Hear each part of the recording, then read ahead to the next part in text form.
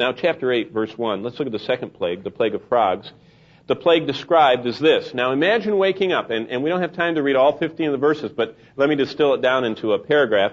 Like a blanket of filth, the slimy, wet monstrosities of innumerable frogs covered the land of Egypt until the inhabitants sickened at the continued squashing crunch of the ghastly pavement they were forced to walk upon.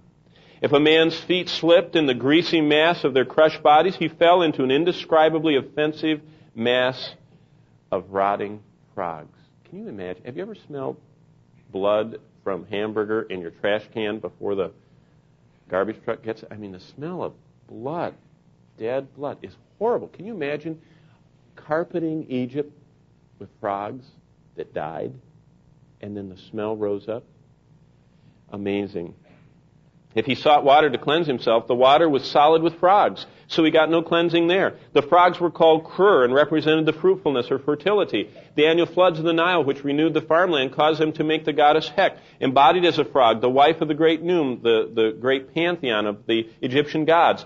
Harming any frog or killing a frog was a capital offense in Egypt. Boy, we've come a long way, haven't we? We're starting to do that in America. Frogs are on the list next. They'll be endangered before you know it. But back then, if you endangered a frog, or if you stepped on one or killed it or did anything to it, a child, it was a capital offense because they worshipped. That frog was a representation of one of their three prime gods, the frog god. And if you look at any Egyptian mythological junk that they sell, you have the frog-headed god.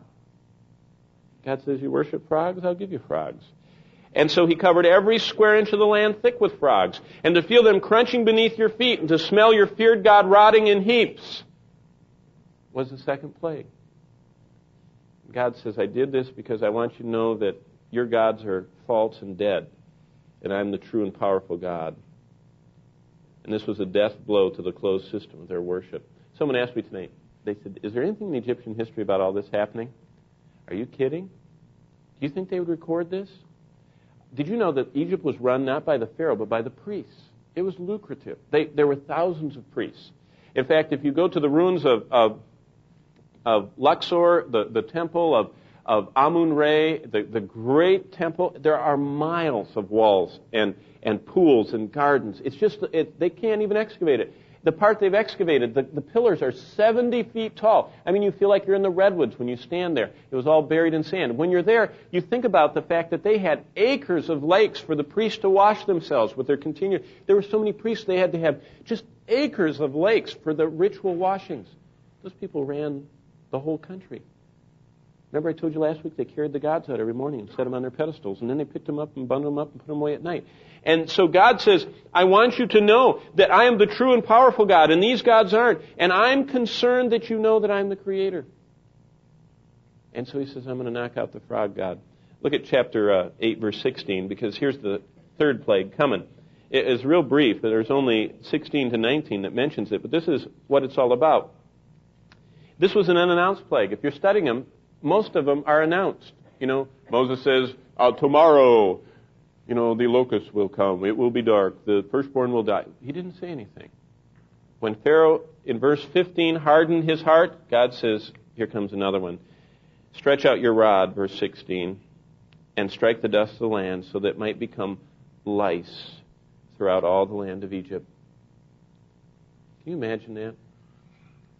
I've never had lice, but just the sound of them, just passed up crawling on you and biting you. It sounds awful.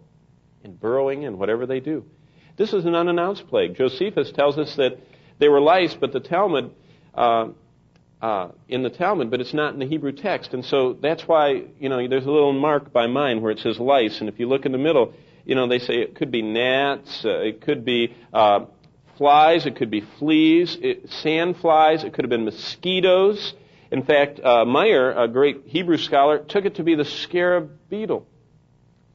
I mean, the word is a general word for a pesky bug. So you just think, it could have been earwigs. Do we have those in Oklahoma? Earwigs? No? Those are awful too. But it was just a creepy bug. But the group that was hit the most were the priests, because they were constantly shaving and purifying themselves, and whenever they came in contact with creeping bugs, they were unclean. And so God just basically, through this plague, knocked out all the priestly class. Why is that? Because the priests of Egypt were supposed to make people holy by all their stuff. And God made them unclean to show He's the only one that can make anyone holy.